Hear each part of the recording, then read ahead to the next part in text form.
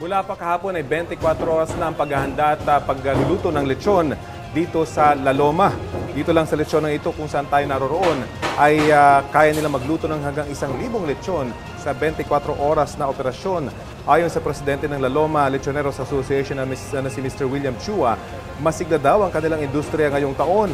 Posibleng mas malakas ang kanilang benta ngayong taon kumpara noong mga nakarang taon dahil mas mura ng bahagi ang baboy na kanilang ginagawang lechon.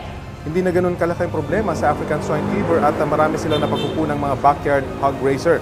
Depende sa laki na lechon, aabot ang mga presyo nito mula sa 8,000 piso para sa mga maliliit hanggang sa 10 at 12,000 para sa mga average na size at 15,000 pesos para sa mga malalaking lechon na kaya na magpakain ng 30 katao. Narito ang bahagi ng pahayag ng presidente ng La Loma Lechoneros Association. Kung kukumpara natin sa last year, naka 107 heads tayo. So this year, palagay ko, ganun pa rin naman po.